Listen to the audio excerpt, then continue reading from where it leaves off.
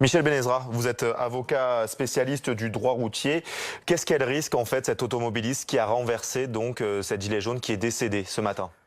On est dans un cas particulier puisqu'on va utiliser son véhicule pour faire une violence volontaire. Donc ça s'appelle des violences volontaires avec arme par destination, donc qui est le véhicule. Et elle encourt jusqu'à 20 ans de réclusion, il faut le savoir. Est-ce que dans ces circonstances de rassemblement national, de mouvement finalement de colère, est-ce que ça amène des circonstances aggravantes pour cette femme qui a essayé d'échapper finalement à la foule qui bousculait son véhicule? Elle a paniqué, visiblement elle avait une enfant effectivement qu'elle emmenait chez le médecin dans le véhicule. Alors est-ce que ces circonstances sont aggravantes ou ça peut atténuer la peine qu'elle peut avoir? Chaque cas bien évidemment est à voir en détail.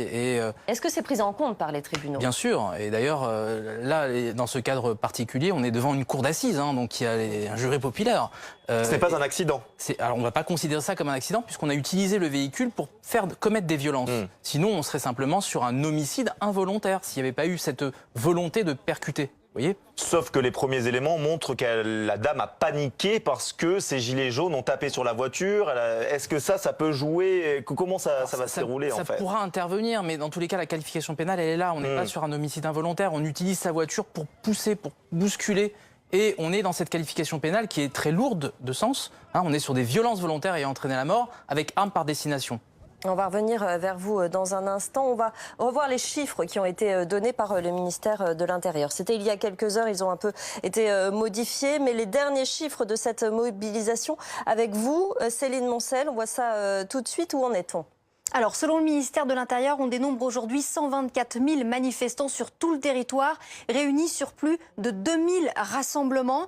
Au total, on enregistre pas moins de 446 points de blocage partiel. Ça veut dire que tout de même, les manifestants laissent passer des voitures. Aucun point de blocage total, en revanche, sur les axes majeurs. Céline, on rappelle donc qu'il y a eu plusieurs incidents aujourd'hui, tout au long de la journée.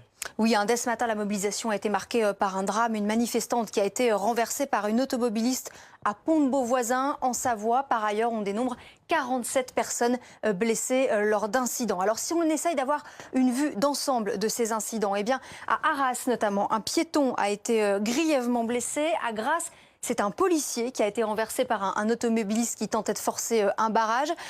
Autre force de l'ordre blessée du côté de Porto Vecchio. Cette fois, il s'agit d'un gendarme à Porto Vecchio où un gilet jaune a également été blessé. À chaque fois, ce sont des personnes heurtées par des véhicules qui tentent de forcer un rassemblement sur la route. À noter cette grosse frayeur du côté de Lannion, dans les Côtes-d'Armor.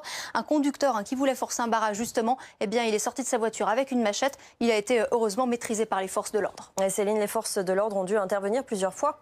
Oui, plusieurs points chauds aujourd'hui. 5 interventions majeures. Du côté du pont de Normandie, du côté du tunnel du Mont Blanc, où une trentaine de grenades lacrymogènes a été tirée. Intervention aussi sur plusieurs axes autoroutiers. Du côté de l'A16 au niveau de Grande-Synthe, sur l'A31 en Meurthe-et-Moselle, enfin sur l'A9 près de Nîmes. Enfin, à noter que Christophe Castaner a annoncé ce midi 24 interpellations, dont 17 gardes à vue. Évidemment, la garde à vue parmi elles de la femme qui a renversé mortellement une manifestante en Savoie.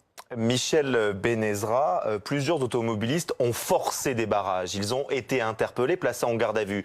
Eux, qu'est-ce qu'ils risquent, ces automobilistes? On est toujours sur la même qualification. À partir du moment où on utilise son véhicule pour commettre un dommage, on est sur des violences volontaires avec arme par destination.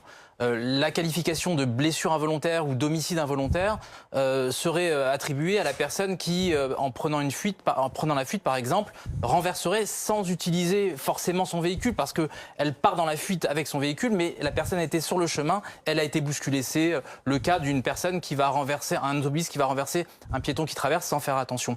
Donc là, particulièrement quand on force un barrage, on a une intention de violence. Donc la violence est caractérisée, on est bien sur des violences volontaires et entraîner la...